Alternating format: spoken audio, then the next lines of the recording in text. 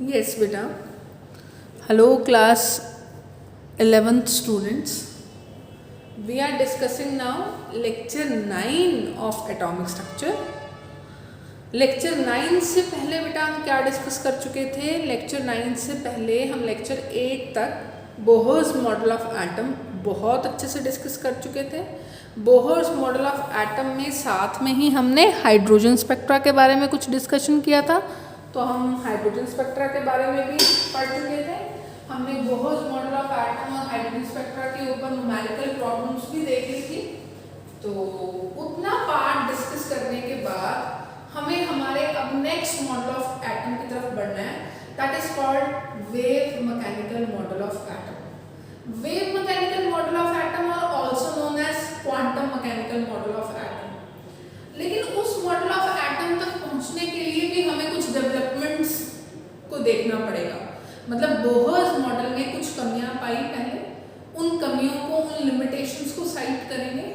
उन लिमिटेशंस को डिस्कस करने के बाद फिर साइंटिस्ट ने और ऐसी क्या डेवलपमेंट्स की जिससे हम आज के most advance model of atom तक पहुंच पाए हैं, that is called quantum mechanical model. तो वो हमें डिस्कस करना। तो आज के लेक्चर में या आगे आने वाले कुछ लेक्चर्स में हम सबसे पहले limitations of Bohr's model discuss करेंगे, बोहर के मॉडल की क्या क्या लिमिटेशंस थी। Then we will be discussing developments which has led us towards wave mechanical model of atom. That developments involve two major concepts. One is de Broglie's concept of dual nature of matter. de Broglie ने कहा, जिस तरह से आपने कहा है कि light का डुअल नेचर होता है, मैं तो कहता हूँ हर पार्टिकल से वेव एसोसिएटेड है। अब किसी में वो वेव करेक्टर सिग्निफिकेंट है, किसी में वो वेव करेक्टर सिग्निफिकेंट नहीं है। ठीक है, तो ये डी ब्रॉगली का कंसेप्ट। उसके बाद कंसेप्ट आएगा हाइजेनबर्ग्स अनसर्टेनिटी प्रिंसिपल का। हाइजेनबर्ग अनसर्टेनिटी प्रिंसिपल क्या कहेगा वो हम उसमें देखेंगे। दोनों कंबाइनली हमें एक कंक्लूजन पर लेके आएंगे which will help us to explain wave mechanical model of atom. तो starting our today's lecture with limitations of Bohr's model of atom. Bohr's model of atom की क्या लिमिटेशंस हैं, इससे हम स्टार्ट करते हैं। सबसे पहली limitation, foremost limitation, that it could not explain why orbit angular momentum is an integral multiple of h/2π। हमने बोहर्स के जब मैथमेटिकल पोस्टुलेट्स डिस्कस किए थे, तो बोहर्स के मैथमेटिकल पोस्टुलेट्स में हमने दो मैथमेटिकल पोस्टुलेट्स बोहर के डिस्कस किए थे। One was force balance and the other was concept of quantization of orbit angular momentum. Orbit angular momentum के क्वांटाइजेशन का कंसेप्ट भी हमने देखा था। क्या कहा था? बोहर ने ये ऑब्जर्व किया कि हर एक पर्टिकुलर ऑर्बिट में एक इलेक्ट्रॉन का orbit angular momentum which is denoted by mvr that was found to be the just integral multiple of a fixed term and that fixed term was h/2π। तो Bohr ने ये पाया that mvr was equal to nh/2π। कुछ books बेटा h/2π को इस तरह से लिखते हैं, इसको प्रोनाउंस करते हैं h डायरेक्ट, है ना। तो इस तरह से h लिखा तो उसका मतलब ही क्या होता है? h/2π। This is pronounced as h direct. Bohr की लिमिटेशन क्या है? तो बोहर ने ये तो पता कर लिया कि ये ऐसा होता है। ऐसा क्यों होता है, इसको एक्सप्लेन करने के बाद, इसको एक्सप्लेन करने के लिए बोहर के पास कुछ भी एक्सप्लेनेशन नहीं था। तो first and the major limitations of Bohr's model of atom that it could not explain why orbit angular momentum is integral multiple of a term that is h/2π. Second limitation, it is applicable only to uni electronic species। ये हम पहले भी discuss कर चुके हैं कि Bohr's model of atom जो है वो सिर्फ किनको एक्सप्लेन करता है? It explain the atomic structure of only those atomic particles or ionic particles which are having only one electron। इसीलिए ये लिमिटेशन है कि जैसे 2 इलेक्ट्रॉन स्पीशीज, 3 इलेक्ट्रॉन स्पीशीज आएगी तो उसमें इलेक्ट्रॉनिक डिस्ट्रीब्यूशन कैसा रहेगा, रिलेटिव एनर्जीज पे उसका क्या असर पड़ेगा, स्क्रीनिंग इफेक्ट काम करने लग जाएगा, वो कैसे फर्दर इफेक्ट करेगा इलेक्ट्रॉन्स को, रेडियस को, वेलोसिटी ऑफ इलेक्ट्रॉन्स को, तो वो सब बातें बोहर एक्सप्लेन नहीं कर पाया. So this spectrum, this model of atom was only applicable up to uni-electron species. Third limitation, it can only explain the spectra of uni-electronic species. तो इसने हाइड्रोजन स्पेक्ट्रम या हाइड्रोजन लाइक स्पीशीज का spectrum explain किया. Hydrogen atom या hydrogen like species का मतलब फिर से वही ऐसी स्पीशीज जिनमें एक इलेक्ट्रॉन था. तो ये मल्टी इलेक्ट्रॉन स्पीशीज का स्पेक्ट्रा भी हम एक्सप्लेन नहीं कर पाए using Bohr's model of atom. So this was yet another limitation of Bohr. Fourth limitation of Bohr's is Bohr's model of atom was not able to explain the splitting of spectral lines in electric field and magnetic field. क्या पाया गया कि आपको एक definite hydrogen spectra में lines मिल रही थी. जैसे आपने उस हाइड्रोजन स्पेक्ट्रा को एक मैग्नेटिक फील्ड में रख दिया, मैग्नेटिक फील्ड में रखते ही आपको उस स्पेक्ट्रल लाइंस फर्दर स्प्लिट होती हुई दिखी. आज हम जानते हैं वो स्प्लिटिंग इसलिए होगी क्योंकि इलेक्ट्रॉन्स की जो ट्रांजिशन है वो one shell to one shell में ही रह गई होगी. एक शेल के किसी दूसरे सब शेल में इलेक्ट्रॉन ट्रांसफर करने लग गया होगा, जिसकी वजह से एक ही स्पेक्ट्रल लाइन में स्प्लिटिंग जो है वो देखने को मिली होगी. लेकिन उस टाइम पे सब शेल्स का कंसेप्ट ही नहीं था. बोहर ने कंसेप्ट ही किसका दिया था, सिर्फ शेल्स का. So that is why Bohr was not able to explain the splitting of spectral lines in electric field. In electric field, the splitting of lines is termed as Stark's effect. Electric field में अगर lines की splitting होती है तो उस effect को हम क्या कहते हैं, Stark's effect. और अगर magnetic field में ये lines split हो रही हैं तो इस effect को क्या कहते हैं, Zeeman's effect. तो इस limitation को हम ऐसे भी बोल सकते हैं that Bohr was not able to explain Stark's effect and Zeeman's effect. तो बोहर जो था वो स्टार्क इफेक्ट और ज़ीमैन इफेक्ट को एक्सप्लेन नहीं कर पाया था. क्यों नहीं कर पाया था, क्योंकि उसका जो कंसेप्ट था that was only and only limited to the concept of shells only. ठीक है, this was the limitation of this thing. तो बहुत सारे लिमिटेशन साइट्स कर सकते हैं हम, लेकिन जो मेजर लिमिटेशंस हैं वो हमने डिस्कस कर ली हैं. हम अपने नए टॉपिक की तरफ आज बढ़ते हैं. That will involve the very important concept of modern mechanics, we can say, that is de Broglie's concept of dual nature of matter. So what we will be discussing today is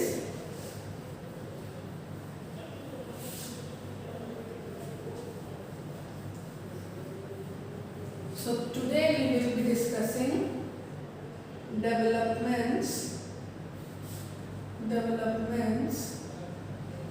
leading towards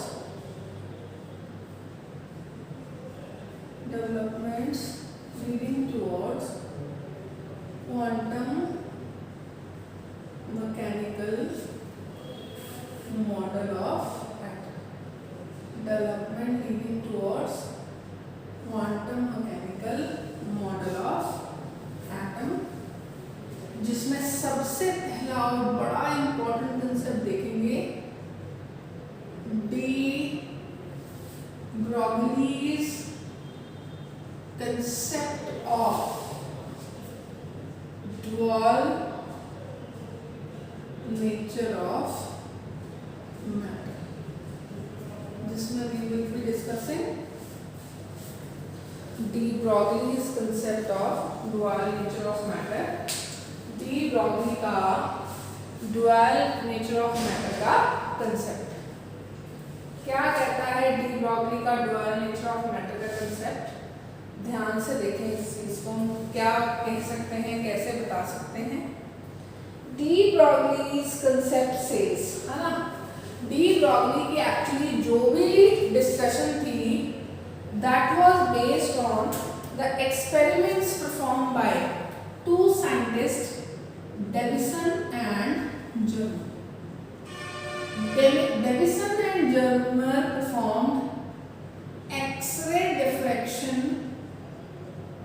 experiments, electron diffraction experiments, और उसमें उन्होंने prove किया कि electron behave dually as a wave as well as a particle. अब ये आप ज़्यादा physics में पढ़ते हैं तो हम डेविसन जर्मर के डिफ्रैक्शन एक्सपेरिमेंट्स की तरफ नहीं जाएंगे, उसके कंक्लूजन्स को फिर डी ब्रॉगली ने कैसे यूज किया उसको हम बात करते हैं, ठीक है। डी ब्रॉगली कंसेप्ट का स्टेटमेंट क्या निकल के आया? डी ब्रॉगली ने स्टेटमेंट दिया कि all matter are associated with, all matter are associated with, ठीक है, all matter are associated with both kinds of nature, both kinds of nature, a wave as well as a particle. Her matter species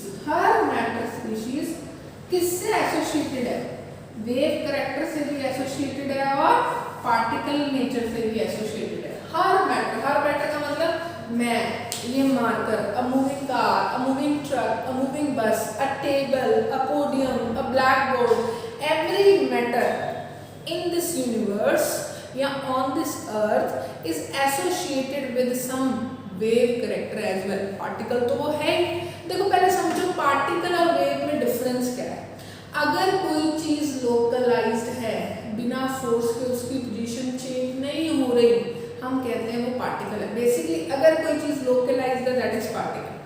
अगर कोई चीज delocalised है, अपनी main position से deviated travel कर रही है, हम कहेंगे वो किस तरह से ट्रेवल कर रही है या उसका नेचर कैसा है। उसका नेचर कैसा है? उसका नेचर वेव नेचर है। उसकी आप डेफिनेट टाइम पे कोई पोजीशन नहीं बता सकते बिकॉज इट इज डीलोकलाइज्ड। तो लोकलाइज्ड होना, एक ही जगह पर प्रेजेंट रहना, है ना, that is called particle. Diffuse रहना, that is called wave nature. तो particle nature and wave nature. तो कहा गया हर मैटर पार्टिकल से कुछ ना कुछ वेव एसोसिएटेड है, ठीक है। अब एसोसिएटेड है तो हम कैसे बता सकते हैं? तो फ्रॉम वेव थ्योरी, हमने पढ़ा था E किसके बराबर है? hc by lambda, है ना, Planck's quantum theory. And from Einstein's concept हमने पढ़ा था E is equal to mc square। Equate कर देते हैं दोनों को, equating both the equations, on equating both the equations we can say hc by lambda is equal to mc square, so lambda is equal to hc by mc square, so lambda is equal to h by mc। Since particles cannot travel with speed of light c, particles speed of light c से travel नहीं कर सकते, तो we will take v, velocity of particles, we will take the velocity of particles in place of c, ठीक है। तो ऐसा करने से हमें एक्सप्रेशन बनेगा lambda is equal to h by mv, lambda is equal to h by mv, this is known as de Broglie's relation या de Broglie's equation. Lambda ई भी कई बार इसको लिख देते हैं, तो what is, sorry, lambda de Broglie's equation. तो कोई भी पार्टिकल है जिसका मास m है, कोई भी पार्टिकल है that is moving with velocity v, उससे एसोसिएटेड वेव निकालने के लिए आप हमेशा क्या लगाएंगे? Relation lambda lambda is equal to h by mv। जब भी किसी इलेक्ट्रोमैग्नेटिक रेडिएशन की वेवलेंथ निकालनी होती है या जब भी किसी रेडिएशंस की वेवलेंथ निकालनी, पार्टिकल नहीं रेडिएशन की वेवलेंथ निकालनी पड़ती है, हम फॉर्मूला क्या लगाते हैं, E is equal to H by lambda. लेकिन जब भी किसी पार्टिकल से एसोसिएटेड वेव निकालनी हो, पार्टिकल से एसोसिएटेड वेव, सपोज आपने किसी इलेक्ट्रॉन से एसोसिएटेड वेव निकालनी है, प्रोटॉन का वेवलेंथ निकालना है, एक मूविंग बॉल का वेवलेंथ निकालना है, तो जब भी इलेक्ट्रॉन, प्रोटॉन, अल्फा पार्टिकल्स या इस तरह से किसी पार्टिकल का वेवलेंथ निकालना है, तो पार्टिकल का वेवलेंथ निकालने के लिए आप हमेशा जो इक्वेशन लगाएंगे, जो फॉर्मूला लगाएंगे, that would be de Broglie's equation या डी ब्रॉगलीज फॉर्मूला। आप इसके अलावा E is equal to s c by lambda लगाते हैं, लेकिन एस सी बाय लैम्डा अब आप नहीं लगाएंगे, क्योंकि एस सी बाय लैम्डा तब लगाया जाता है जब आपने किसी इलेक्ट्रोमैग्नेटिक रेडिएशन की वेवलेंथ निकालनी है। तो अभी तक का डी ब्रॉगली कंसेप्ट हमने क्या समझा, डी ब्रॉगली जो अपने स्टेटमेंट्स दे रहा था वो डेविसन एंड जर्मन नाम के दो साइंटिस्ट के एक्सपेरिमेंट के रिजल्ट के बेसिस पे दे रहा था, जिस एक्सपेरिमेंट ने ये प्रूव किया था कि इलेक्ट्रॉन वेव की तरह भी बिहेव करता है और पार्टिकल की तरह भी बिहेव करता है। उसी में डी ब्रॉगली ने अपना एक स्टेटमेंट दिया था कि इलेक्ट्रॉन ही नहीं, हर मैटर के साथ वेव एसोसिएटेड है। Each matter particle has some wave character as well as some particle character। इसी को मैथमेटिक्स में ले जाते हुए उसने वेव थ्योरी और पार्टिकल थ्योरी को कंपेयर किया। वेव थ्योरी कहती है energy is equal to h c by lambda, particle theory कहती है E is equal to mc square. जब हम दोनों इक्वेशंस को इक्वेट कर देते हैं तो we get h c by lambda is equal to mc square and lambda is equal to h c by mc square. तो यहाँ से हमारे पास रिलेशन मिलता है lambda is equal to h by mc। Since every particle can not travel with speed of light, speed of light is theoretically the maximum possible speed a particle could attain, but in real every particle can move with a speed always lesser than the speed of light. So if our particle is moving with v velocity, the de Broglie relation changes to lambda d is equal to h by mv, which is called de Broglie's equation।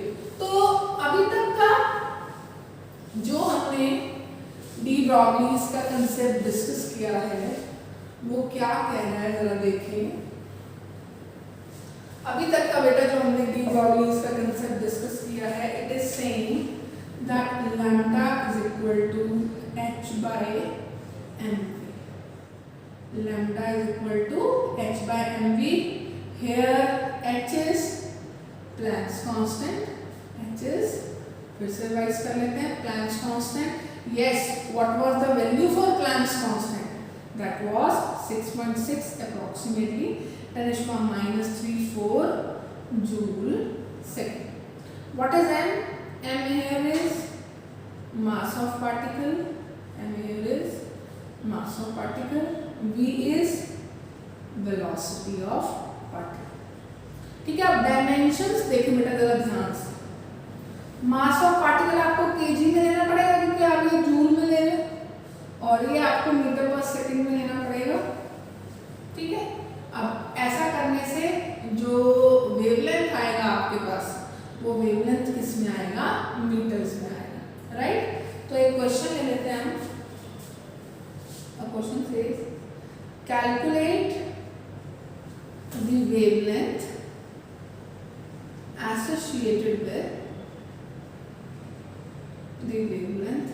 associated with a particle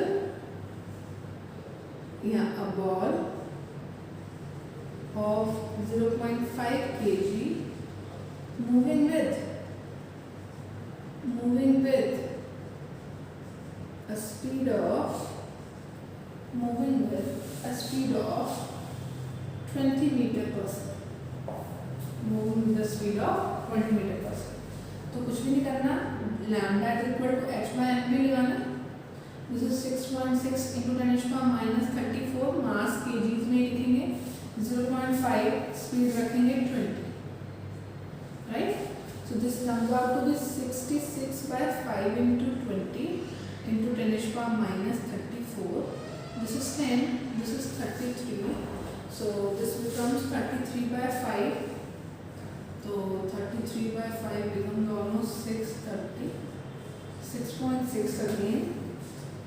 6.6 into 10⁻⁻10 हो जाएगा -35 metres.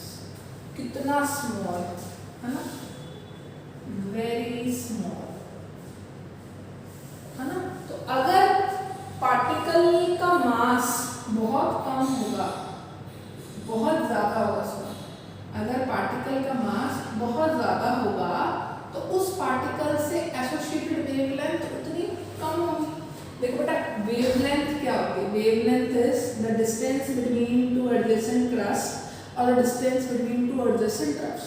अगर wavelength कम होती जा रही है, मतलब ये क्रस्ट पास आती जा रही है और पास आती जा रही है और पास आती जा रही है, बहुत पास आती जाएगी, तो अल्टीमेटली ये पोजीशन क्या हो जाएगी? लोकलाइज हो जाएगी और वेव कैरेक्टर जो है वो कम होता जाएगा जैसे जैसे वेवलेंथ कम होती जाएगी। पार्टिकल नेचर या पार्टिकल कैरेक्टर वैसे वैसे बढ़ता जाएगा। तो हम एक नोट लगा के चीज लिख सकते हैं that de Broglie's concept is significant. De Broglie's concept is significant for microscopic particles. ठीक है, जो डी ब्रोगली's का कंसेप्ट है that is significant, that is very useful for microscopic particles like electrons, protons etc. But is insignificant या is of less importance for macroscopic particles.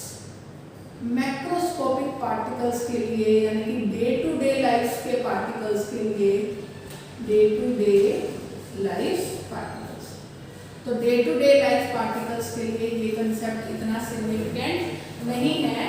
बाकियों के लिए ये कंसेप्ट जो है वो सिग्निफिकेंट है। क्यों? बिकॉज रिलेशन बोल रहा है that lambda is equal to h/mv। Lambda किसके बराबर है? h/mv के बराबर है। अब जैसे जैसे m बढ़ता जाएगा, जैसे जैसे मास बढ़ता जाएगा, वैसे वैसे वेवलेंथ कम होती जाएगी। वेवलेंथ कम होने का मतलब यही है कि वेव कैरेक्टर क्या होता जाएगा? डिमिनिश्ड होता जाएगा। तो ऐसा नहीं है, देखो दो स्टेटमेंट आ सकती हैं। एक स्टेटमेंट कहे कि we can not calculate wavelength for macroscopic particles. Wrong, we can calculate, formula तो वैलिड ही है, वो बात अलग है। जो वेवलेंथ आएगा that would be of less importance, that would be having very less value. आप निकाल ही नहीं सकते, ये कहना गलत है। निकाल सकते हैं बट वो सिग्निफिकेंट नहीं होगा। This statement is more correct, right. तो हमारे पास अभी तक जो फॉर्मूला है वो क्या कहता है? Lambda is equal to h/mv। एक क्वेश्चन हमने देखा उससे, और उसी से हमने देखा कि जो डी ब्रोगली's का कंसेप्ट है वो माइक्रोस्कोपिक पार्टिकल्स जैसे इलेक्ट्रॉन्स, प्रोटॉन्स, उनके लिए बहुत यूजफुल आंसर देता है। बहुत स्ट्रांगली कहता है कि इलेक्ट्रॉन के साथ जो वेव कैरेक्टर एसोसिएटेड है वो काफी सिग्निफिकेंट है। लेकिन जो माइक्रोस्कोपिक बॉडीज हैं उनके साथ एसोसिएटेड वेव कैरेक्टर इतना सिग्निफिकेंट नहीं है। नेक्स्ट हम डी ब्रोगली's के कंसेप्ट में एक और मैथमेटिकल डेरिवेशन पे आएंगे। वो मैथमेटिकल डेरिवेशन क्या है समझ सकते हैं। देखो बेटा, हमने कहा lambda is equal to h/m, ये रिलेशन तो हमारे पास है, ठीक है। हम सबको पता है काइनेटिक एनर्जी को आप इलेक्ट्रॉन वोल्ट कह सकते हो। कैसे कह सकते हो? कि ये आपके पास एक इलेक्ट्रॉन था रेस्ट पे, इलेक्ट्रॉन था रेस्ट पे, आपने उसको कुछ वोल्टेज दिया और ये इलेक्ट्रॉन इस वोल्टेज के साथ एक्सेलरेट होने लग गया। तो जो काइनेटिक एनर्जी इसने गेन की that is equal to EV। E is charge on particle, V is voltage applied, E is charge on the particle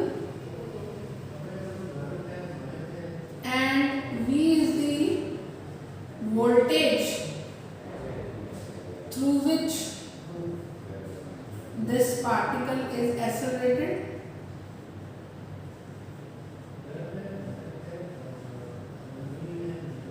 right? तो kinetic energy is equal to E. अब kinetic energy को मैं क्या लिख सकती हूँ, half m v square E, right? तो on multiplying both sides by m, this become half m square v square is equal to mev. Now mv whole square is equal to 2mev. So the value of mv that we get from here is 2mev का whole root. Equation number 2, and this is equation number 1, right? On substituting equation number 2 in equation number 1, what we get? We get that this lambda is equal to h by root 2mev.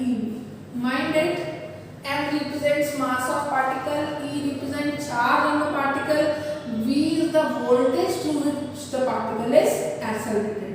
या इस ev को हम kinetic energy from rest भी कह सकते हैं. This is under root 2m kinetic energy.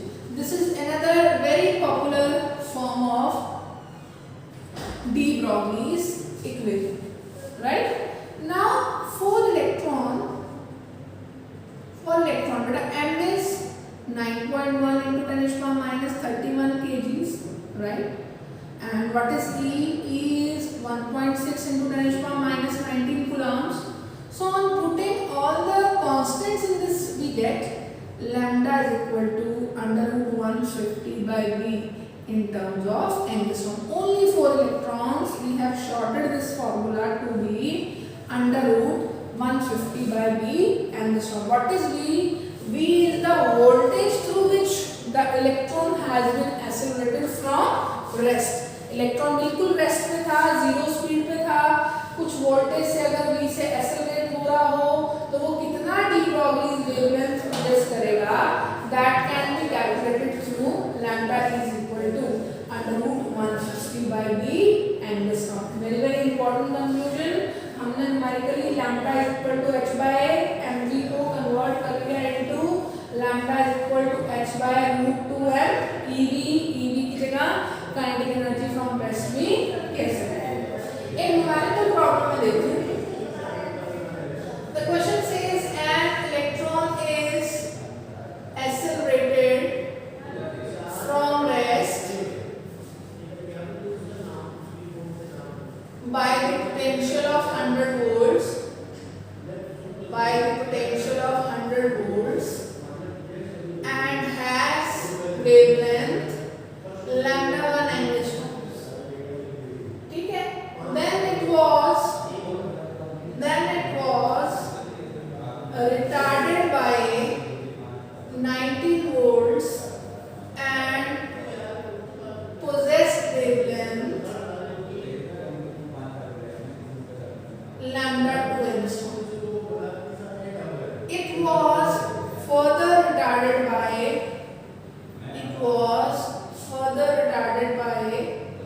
32 volts and possessed wavelength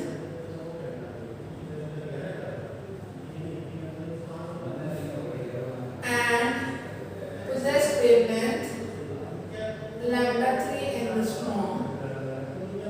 Find lambda 3 minus lambda 2 by lambda 1. Very very good question. Pause the video, read the question carefully and try to attempt this. So beta, let us have the solution. हमने बोला कि जब electron 100 volt से accelerate कर रहा है तो वो एक वेवलेंथ रख रहा है कितना, लैम्डा 1. आपको पता है इलेक्ट्रॉन है तो इलेक्ट्रॉन के लिए हम फॉर्मूला लगा सकते हैं अंडर रूट 150 बाय v. तो बेटे lambda 1 would be under root 150 by 100. ठीक है. फिर हम क्या कह रहे हैं, it was retarded by 19 volts. It was moving with 100 and then retarded by 19 volts. So the voltage through which it is actually moving right now is √150 by 81 angstrom, right? It further suffered by a retardation of 32 volts. So now lambda 3 could be written as √150 minus 32, that is 49 angstrom. So what is lambda 3? Lambda 3 is √150 by 49 minus 150 by 81 by 100. √150 gone, 1 by 7 minus 1 by 9 into 1 by 10, 10 by 1. This becomes 9 minus 7, 2, 9 7 are 63 into 10. So our answer comes out to be 20 by 63, right? Very basic question कि electrons के लिए अगर आपको wavelength निकालना हो तो electrons के लिए आप वेवलेंथ कैसे निकाल सकते हैं? By the simple formula √150 by V, where V is voltage through which an electron is isolated from rest. Otherwise, the popular formula, the popular form of de Broglie's relation is lambda is equal to h by mv, and we have converted it somehow modified into lambda is equal to h by √2m ev or h by √2m kinetic energy. Here E is charge on the particle, m is mass on the particle. Mind it, de Broglie's relation में जो भी values हम रखेंगे वो सारी values SI में होनी चाहिए. अब जो बोहर का लिमिटेशन था उसको डी ब्रॉगली ने बहुत अच्छे से एक्सप्लेन किया है. मतलब बोहर जो concept of quantization of angular momentum explain नहीं कर पाया था उसको डी ब्रॉगली ने कैसे एक्सप्लेन किया है देखते हैं. तो नेक्स्ट इसी में हम डिस्कस कर रहे हैं concept of quantization of orbit angular momentum. Concept of quantization of orbit angular momentum. What is the concept of quantization of orbit angular momentum? Orbit angular momentum के concept के बारे में आप क्या कह सकते हैं? ध्यान से देखें, हमने कहा इलेक्ट्रॉन वेव भी है और पार्टिकल की तरह भी बिहेव करता है. मैं क्लियर कर दूं आपको कि जब भी मोशन स्टडी किया गया है इलेक्ट्रॉन का, electron is found to adopt wave motion. और जब भी एनर्जी एक्सचेंजेस में इलेक्ट्रॉन को पार्टिसिपेट करते हुए देखा गया है तो एनर्जी एक्सचेंजेस में इलेक्ट्रॉन पार्टिसिपेट कर रहा है एज पार्टिकल्स, राइट. तो इलेक्ट्रॉन जब मोशन कर रहा है तो it is moving as wave, और जब ये एनर्जी एक्सचेंज कर रहा है it is behaving as particle. तो basically electron is behaving both as wave as well as particle.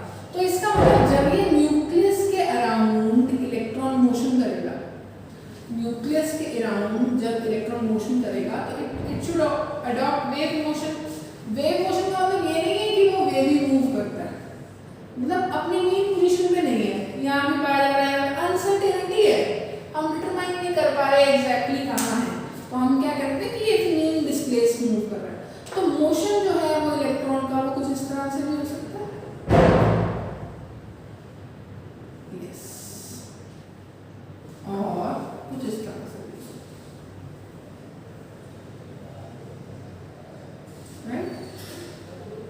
ये मोशन फेवर्ड नहीं है, ये मोशन फेवर्ड है. ये मोशन क्यों फेवर्ड नहीं है? क्योंकि इस मोशन में दो वेव्स इंटरसेक्ट कर रही है. इस वेव के अकॉर्डिंग इलेक्ट्रॉन की डायरेक्शन ये होनी चाहिए, इस वेव के अकॉर्डिंग इलेक्ट्रॉन की डायरेक्शन ये होनी चाहिए. मतलब इसकी यहाँ होनी चाहिए और यहाँ होनी चाहिए, ठीक है. ये इस तरह से नहीं, ये कुछ इस तरह से. तो एक ही पॉइंट पे इलेक्ट्रॉन की दो पोजीशंस होगी विच इज नॉट पॉसिबल. ठीक है, एक ही पॉइंट पे इलेक्ट्रॉन दो डायरेक्शंस में जाता हुआ कैसे पॉसिबल है? पॉसिबल नहीं है. तो इलेक्ट्रॉन का जो मोशन होगा वो इंटीग्रल मल्टीपल्स ऑफ वेवलेंथ होगा. ये एक वेवलेंथ हो गई लैम्डा, ये दूसरी वेवलेंथ हो गई लैम्डा, ये तीसरी वेवलेंथ लैम्डा, ये फोर्थ वेवलेंथ लैम्डा.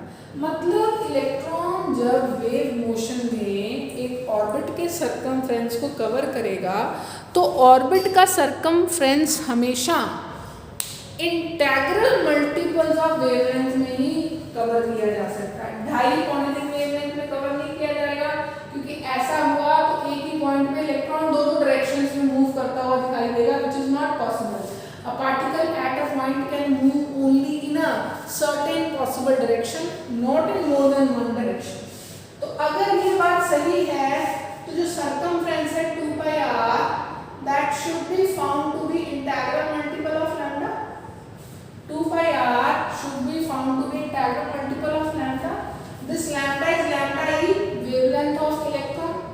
इस wavelength of electron को आप de Broglie के concept से क्या कह सकते हैं?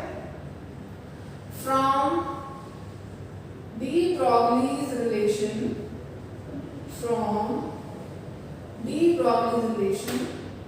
this 2 pi r will be equal to nh by mv. On rearranging,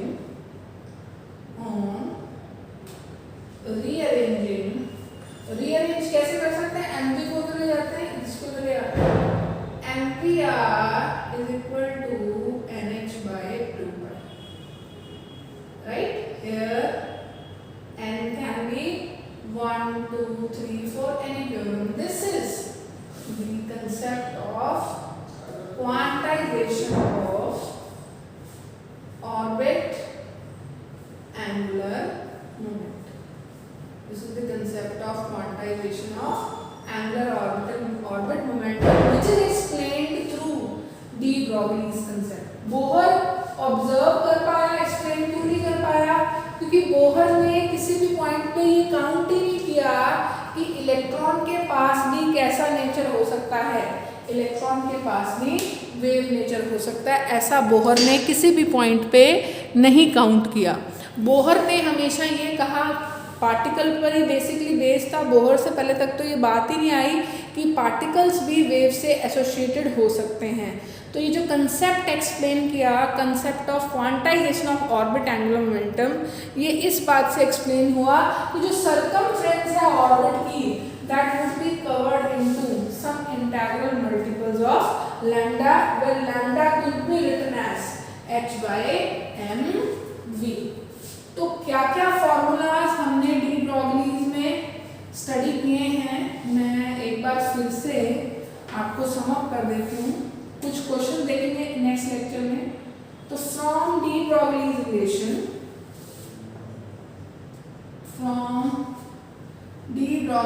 relation हमने क्या क्या पढ़ा है?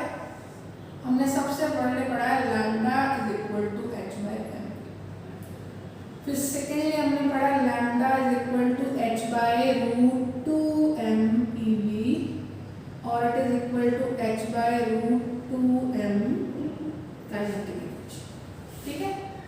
तीसरी चीज हमने पढ़ा lambda for electron is equal to under root 150 by v is voltage angstrom. चौथी बात हमने पढ़ी कि सर्कमफ्रेंस 2 pi r कवर होगा वो n टाइम्स लैम्डा e में कवर होगा, जिससे हमें निकल के आया mvr is equal to nh by 2 pi। तो बेसिकली ये सारी न्यूमेरिकल चीजें, यहाँ न्यूमेरिकल आउटकम्स जो हम लेके आए हैं, that all are from the numerical discussion of de Broglie's equation. Right बेटे? तो नेक्स्ट लेक्चर नंबर 10 में हम डी ब्रॉगलीज रिलेशन से रिलेटेड कुछ न्यूमेरिकल प्रॉब्लम्स डिस्कस करेंगे। न्यूमेरिकल प्रॉब्लम्स डिस्कस करने के साथ ही जो दूसरी डेवलपमेंट है जिसने हमें लीड किया towards quantum mechanical model of atom, मैंने लेक्चर के स्टार्टिंग में भी आपको बताया था कि दो डेवलपमेंट्स हैं जो हमें सबसे मॉडर्न मॉडल ऑफ एटम की तरफ लेके जाएंगी, और वो दो जो डेवलपमेंट्स का मैंने नाम लिया था वहाँ, one was de Broglie's dual concept of matter जो हमने अभी एक्सप्लेन किया, थ्योरेटिकल ग्राउंड्स भी उसके सारे पढ़े, क्या क्या थ्योरेटिकली कहता है, न्यूमेरिकली क्या क्या कंक्लूजन्स दिए हमने हमें डी ब्रॉगली ने, वो भी हमने डिस्कस किया। तो डी ब्रॉगलीज के ऊपर न्यूमेरिकल सेशन एक लेने के बाद हम जो डिस्कस करेंगे that would be very very important topic, Heisenberg's uncertainty principle. दो मैथमेटिक्स तो बहुत ज़्यादा नहीं होगी हाइजेनबर्ग अनसर्टेनिटी प्रिंसिपल में जितनी डी ब्रॉगलीज रिलेशन में है, but still very very important concept from wave mechanical model point of view. तो नेक्स्ट लेक्चर नंबर 10 में जो हम डिस्कस करेंगे that would be Heisenberg's uncertainty principal.